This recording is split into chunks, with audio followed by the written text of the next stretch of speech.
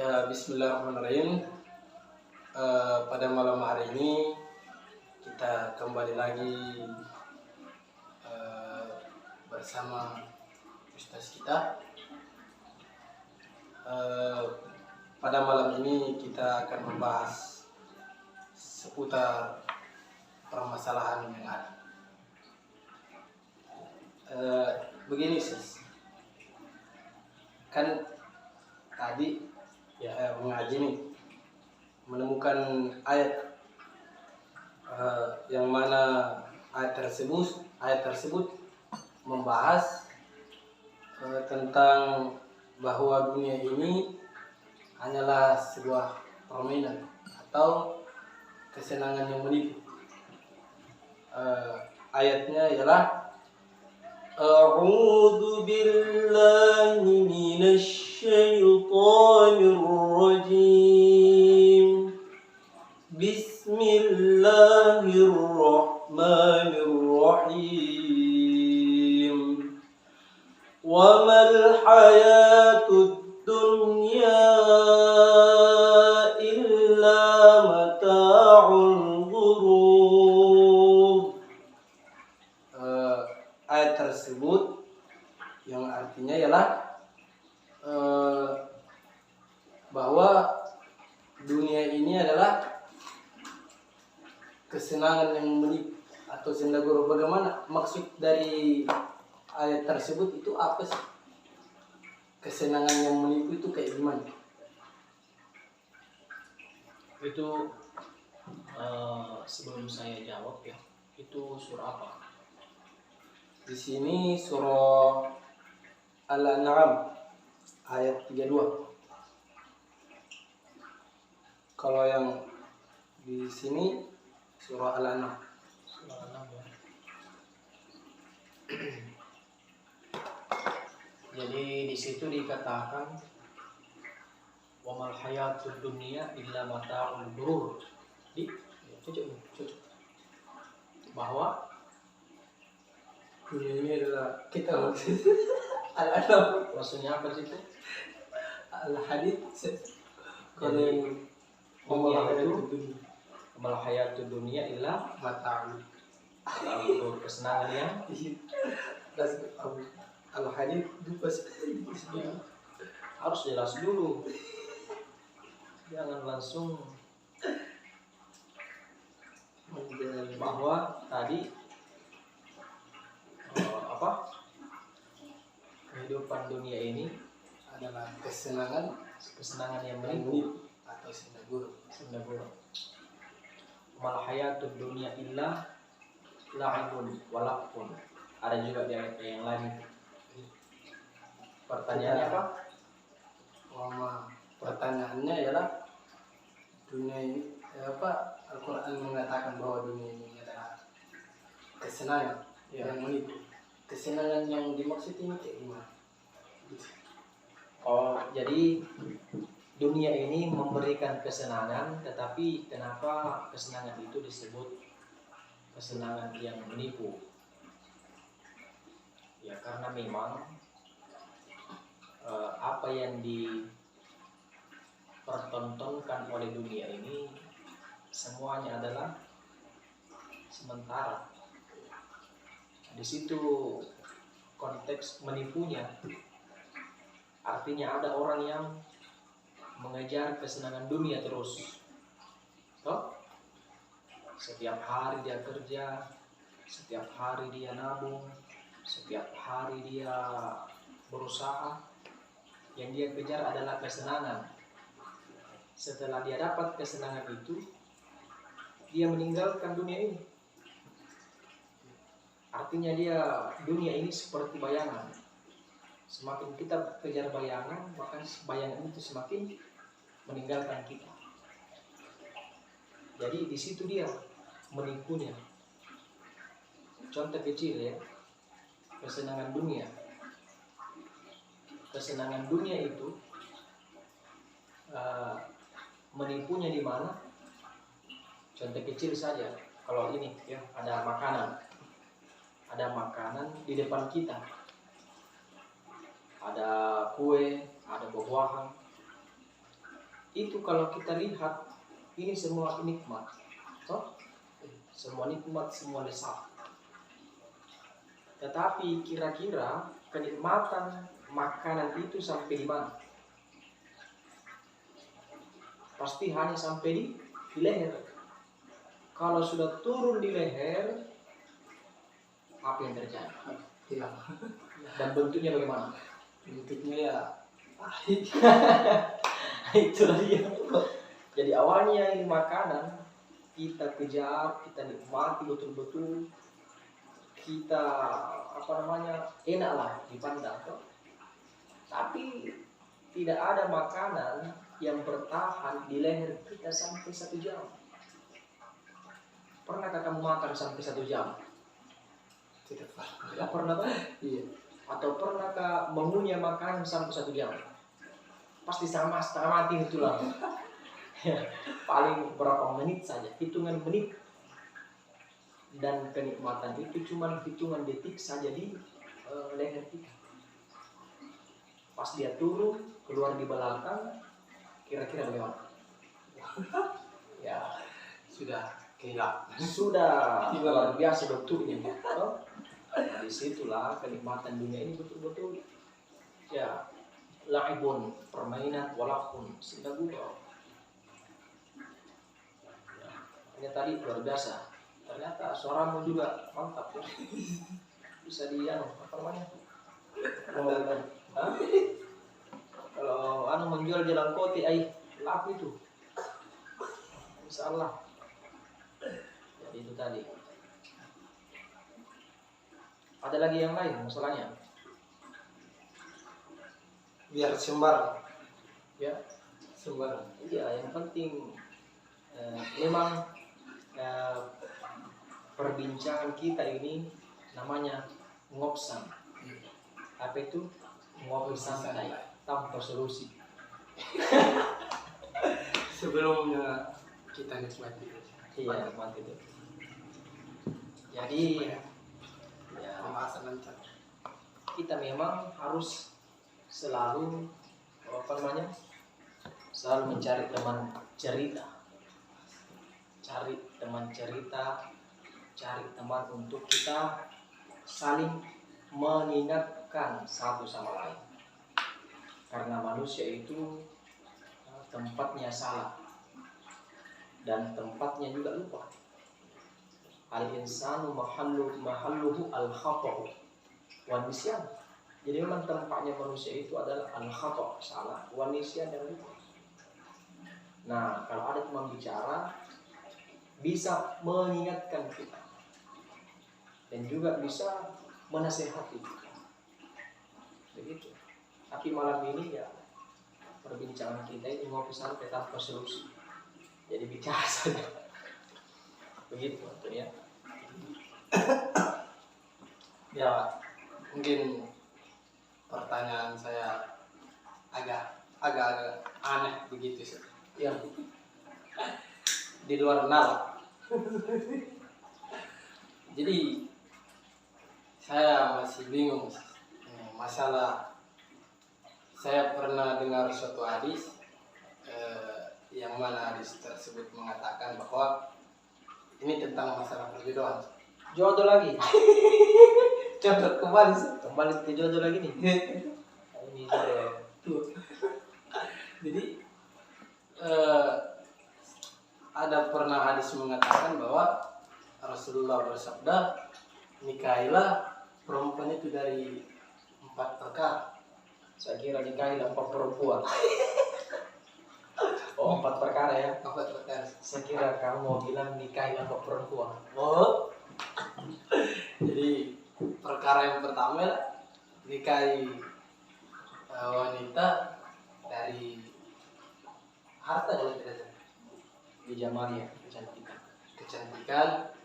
Yang kedua hartanya. Di malia apa yang hasabiah keturunan. Keturunan. Yang ketiga harta. Yang keempat agama. Ya. Menurut Ustaz, manakah yang harus saya pilih menurut Ustaz? dari empat ini mana yang paling terbaik menurut Chris? Empat-empatnya. Empat pasti apabila ada yang kita tuh misalnya kurang satu sih, kurang satu Genap kan? kecantikan, Iya. gitu hilang. Jadi Nabi itu memberikan itu ya untuk membuat kita untuk berusaha kan. Yang pertama cantik, yang kedua harta, yang ketiga keturunan, yang keempat agama. Dan ketiga ini tidak akan kita bisa peroleh kalau kita lemah di agama kita. Jadi yang menyempurnakan semua itu adalah agama. Karena kecantikan, harta, keturunan itu sumbernya dari mata. Dan kebanyakan mata itu dikendalikan oleh nafsu. Maka datanglah agama untuk memberikan kontrol kepada kita agar supaya nafsu apapun namanya tidak kacau. Tidak kacau, maka agama memberikan konsep semua bisa kita dapatkan lewat agama itu. No? Karena kalau kecantikan yang menjadi barometer, maka pilihan itu punya batas. Kenapa punya batas? Umur. Kalau kita memilih kecantikan, maka kecantikan itu punya batas. Di mana batasnya adalah umur. Kalau harta pun punya batas. Di mana itu? Ketika Allah uji kita dengan kemiskinan. Kemudian keturunan juga seperti itu. Maka datanglah agama menyempurnakan ketiga itu. Jadi yang terbaik adalah yang bagus agamanya. Tetapi bagus agamanya, dia juga cantik, bagus juga keturunannya, banyak uangnya. Bagaimana kalau misalnya agamanya bagus, dari segi kecantikan kurang, harta banyak, terus dari segi keturunan ada garis. Tidak ada garis. Masih tidak termasuk dari bangsawan besar gitu orang. Oh iya. Apakah bagaimana cara atau dari segi pandang kita untuk apakah saya terima ini atau bagaimana? Iya. Makanya saya bilang tadi, sekarang itu gampang cantik. Sekarang itu gampang cantik, tinggal beli skincare. Maka palsu. glowing itu sekarang banyak. Tapi itu jadi skincare sekarang itu adalah untuk menutupi mata. Dia menutupi mata. Tetapi agama dia membuka hati. Jadi kecantikan yang dibuat oleh skincare itu hanya untuk ya memuaskan pandangan. Tetapi kalau agama adalah memuaskan hati. Kalau hati kita sudah puas, sudah cukup, bukan memuaskan, tapi mencukupkan. Kalau hati sudah cukup, tidak ada lagi kekurangan. Jadi tadi itu tidak cantik, semua cantik itu, ya semua cantik. Selama dia perempuan, yang salah kalau Antoni cantik. Ini bang. Jadi begitu. Makanya jangan terlalu banyak embel-embel. Jadi ada satu ulama kita, ya, Al-Alim, ya, Musbahuddin itu, beliau mengatakan bahwa yang bikin repot kita adalah kemauan kita sendiri. Kemauan kita. Kenapa? Karena kemauan kita ini tidak pernah terbatas. Mau kita mobil, tercukupi mobil, mau lagi yang lain. Kemauan ini tidak terbatas. Begitu juga tadi.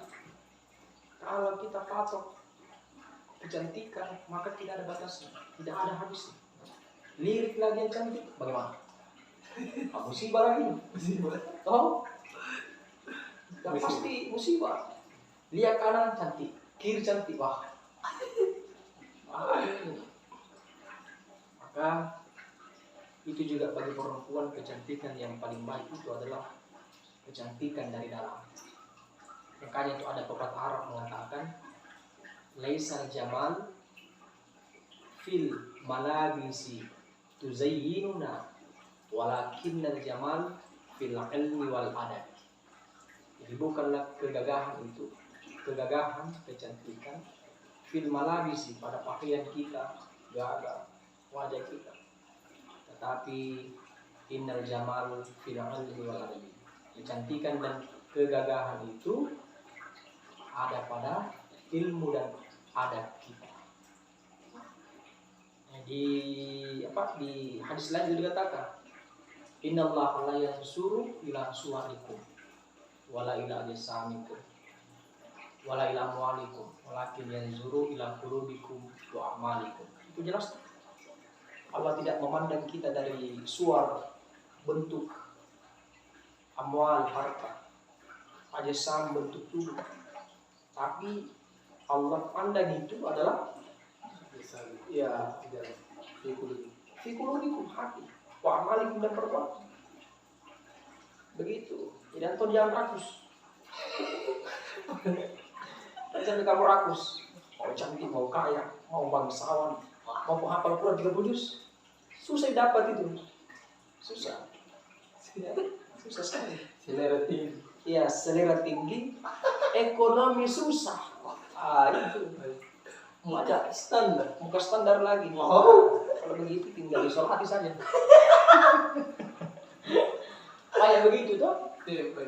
Ya. Cita-cita terlalu tinggi. Ya. Pilihan elit, ekonomi sulit. Aduh, dompet kering. Wow. Tapi ya yang namanya manusia kan kita harus berusaha. Jadi tadi itu bagus, itu harus mencari yang cantik. Menurut kamu yang cantik itu berbeda-beda. Ada yang mungkin kamu suka yang begitu, mungkin saya juga suka yang begini toh, jadi tidak bisa. Tapi bagus itu. Cari yang cantik, cari yang bagus. Hartanya kayak apa? Keturunannya, agamanya. Tidak apa-apa, kita berusaha. Setelah kita berusaha, kembalikan ke diri kita. Apakah saya bisa atau tidak? Toh? Jadi sebelum kita melangkah mencari sesuatu, maka yang pertama kita perbaiki adalah diri kita dulu. Nah, sampai kita mau manjat pohon, toh? Tetapi kaki kita sakit kan tidak bisa. Begitu juga kalau kita memilih yang terbaik. Kalau kita memilih yang terbaik, kamu dulu yang harus jadi yang terbaik. Begitu rumusnya kan? Iya. Jangan mau mencari yang terbaik, baru kita tidak baik. Itu kan menzalimi diri sendiri dan orang lain. Oke? Tadi ayatnya tentang permainan sendaguro itu maksud juga itu. Bahwa tadi mata kita itu adalah permainan. Apa yang dilihat mata seperti fata morgana dunia ini. Fata morgana itu coba di aspal. Kalau dilihat jauh, ternyata pas sampai tidak ada air. Begitulah fata morgana.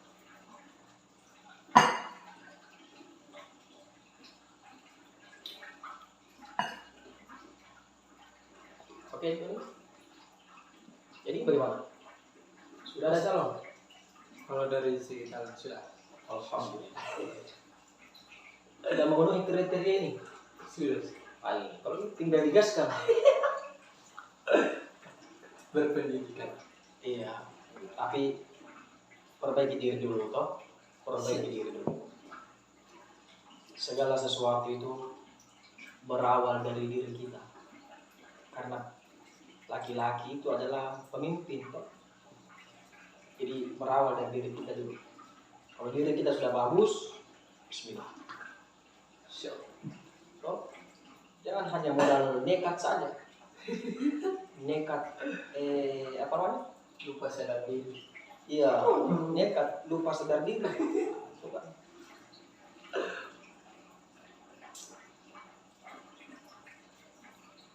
Oke, bagaimana tadi? Ada lagi masalah yang lain? Pertanyaan yang terakhir. Kembali kepada Al-Quran. Ya. Terdapat dalam Al-Quran, Al-Quran pernah mengatakan bahwa Dikatakan di dalam Al-Quran. dikatakan dalam Al-Quran bahwa inna kana kaida syaitan kana dha'ifa, bahwa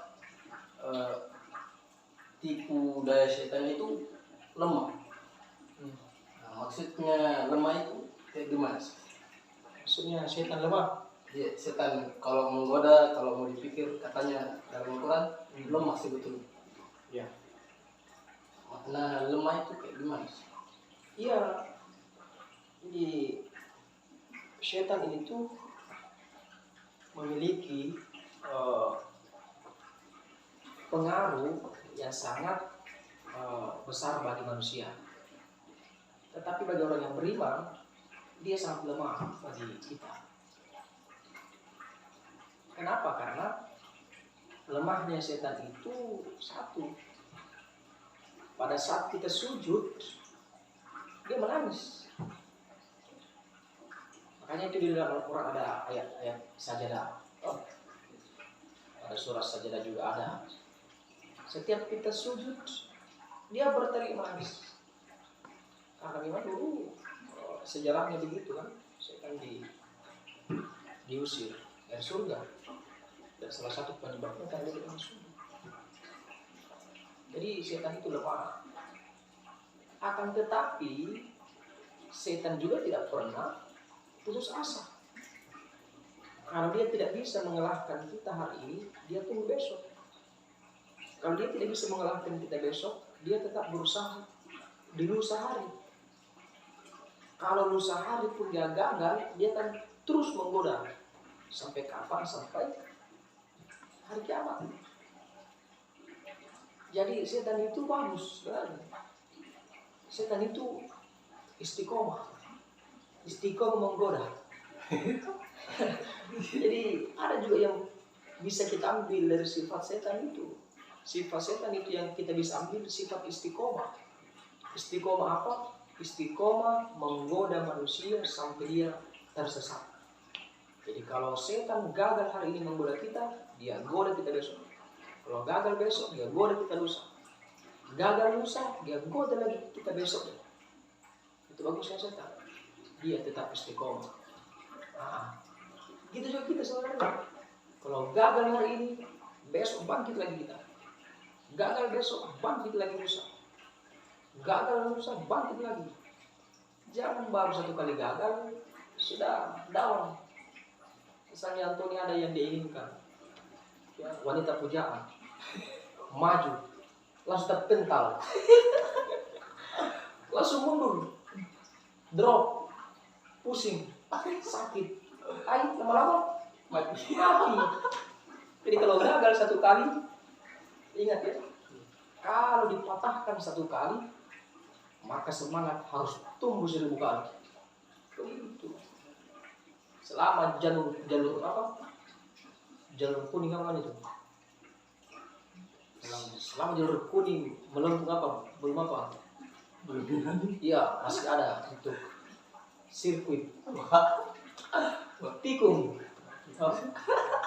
Tapi jangan pakai itu. Bahaya ya. Orang terdidik itu tidak boleh. Orang terdidik itu pantang untuk melakukan itu. Jadi ya. Jadi contohnya.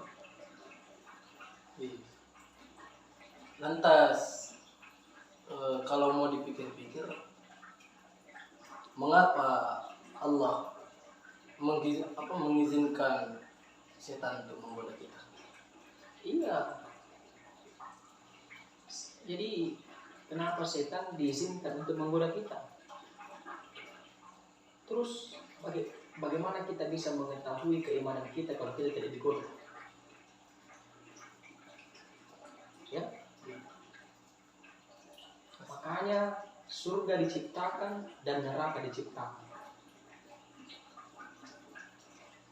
Manusia diciptakan, setan diciptakan untuk menggoda kita. Supaya apa? Supaya kita bisa tahu level keimanan kita sampai di mana. Begitu. Makanya itu Antoni, beda itu. Beda itu balasan orang yang beriman di tempat yang banyak godaannya daripada di tempat yang tidak ada godaan. Contoh berpuasa. Kalau kita berpuasa dan satu kampung itu berpuasa, aman, berarti tidak ada godaan. Oh, iya. Tapi kalau kita berpuasa di tempat lain, kita berpuasa sementara di tempat lain yang kita temani sekampung ini juga ada yang puasa, ada yang tidak, bahkan lebih banyak yang tidak puasa, maka di situ godaannya. Itulah kenapa surga bertingkat-tingkat. Itulah kenapa surga bertingkat-tingkat, karena level keimanan seseorang bertingkat. Begitu. Makanya Tuhan ini belum terbukti godaannya. Kenapa? Karena masih hidup di sini. Masih banyak santri yang coba keluar di kota-kota besar. Di sini masih aman. Tidak ada pergaulan bebas, masih aman, belum ada godaan. Tapi coba keluar di kota-kota besar, baru turun mobil, sudah lihat yang bening, langsung pisah. Kalau di sini aman, turun, ya yang kita lihat laki-laki, santri. Turun di motor, yang kita lihat laki-laki. Tapi kalau di kota-kota besar, ini sudah saja. Sudah turun, langsung dia lutut. Nah ini bahaya. Dari situ, tentunya. Mudah-mudahan kita ini terhindar dari itu semua.